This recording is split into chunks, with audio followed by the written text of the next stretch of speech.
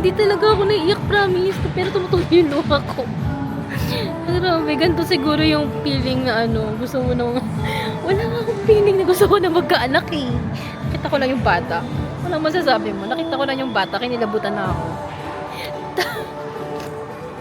Nakita ko yung bata isang beses. Kinilabutan ako, nandun siya. Nandun siya sa ano, sa Ticket World. Ganun. Tapos, nag-CR sila. Diba? Tapos nakita ka ng nanay.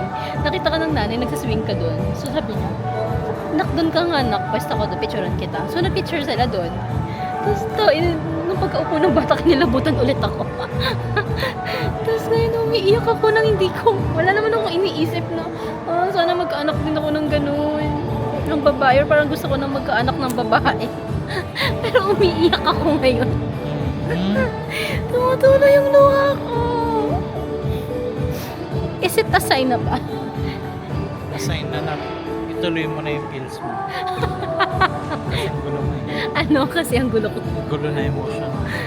Oh, hindi. Wala talaga akong promise. Wala akong iniisip na kahit ano. Kaya nga. Hindi ako nainggit na parang sana mag-anak din ako. Oh my gosh! Hala. Totoo ba to?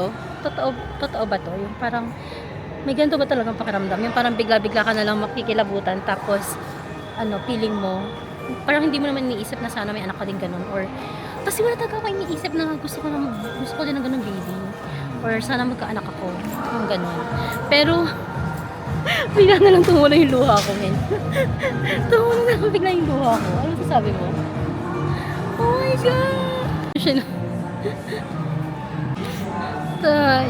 Kung kailan pa naman ako Naka-smoky eyes. naka-smoky eyes.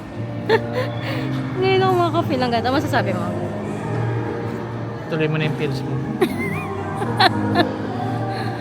Lord, 5 years na. Oh, baka naman. Lord, baka naman. Oh, baka sign na. Iyak na nga, no.